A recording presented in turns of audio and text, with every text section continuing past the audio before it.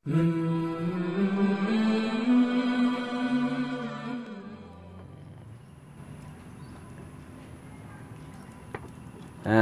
khair Syafi'i yang lagi yang ma min ahadin illa lahu muhibbun wa mubghadun. Tidak daripada seseorang kecuali bagi seseorang itu na urang galak, na urang benci. Haram sira urang ya hana urang galak, ya hana urang benci. Mandum-mandum danyo na urang yang galak katanya dan na urang benci. Yang pun sah teman. Yang sekarang menang kaedah. Urang galak na urang benci na kaimbang. Dan urang benci mandumnya yang sah tu. Hana empat pegah. Hana urang galak.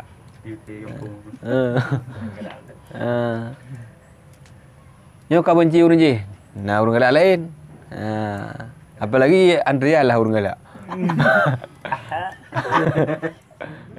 Jadi menyalahkan ke pancara terhadap urang mandum na urang galak na urang benci.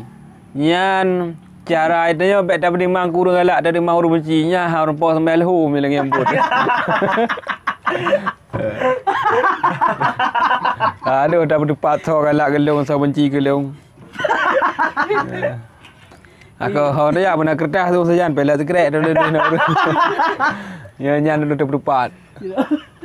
Iko ada muka hari bilang ni yang mundur dulu ada pegang. Ada pegang. Ada berdimang kan. Ya. Dia yo ada fikir je no bila ada lah seperti demikian maka nalah kata beserta ahli taat Allah Azza wa Jalla nya sakai kunci. Memang lepas si kata kalau ganyan urang galak nak ke kata urang benci nak kata tak ada empat standar.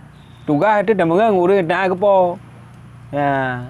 Jadi urang nak kepo yo baik yang betul memang urang yang galak katanya baik yang benci pengai tu. Yang urang standar. Tak mengang dengan ahli taat maka nalah kata beserta ahli taat. Ahli taat kepada Allah yang bisa memperbaiki antara kata dan Allah. Oleh urusan. Kau betul katanya. Hana gedor-gedor kasalah tu. Gedor. Ya, jadi urusan hana benci selalu. Ya, hana cinta selalu. Baik hak cinta memang cinta. Baik hak benci memang benci. Walau hakikatnya cinta. Ya, benar. Jadi standar. Ni ada lepas orang cinta, hana tam salah katanya. Tetap betul. Tak berdepan orang salah. Hana tam betul dia sampai bengeh ke. Betul tak betul pergi bengeh ke.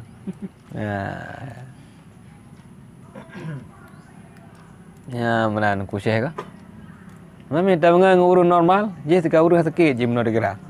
Ya, dia mengang urun sehat itu ahli taat Allah Azza wa Jalla nya hana berimang kawan.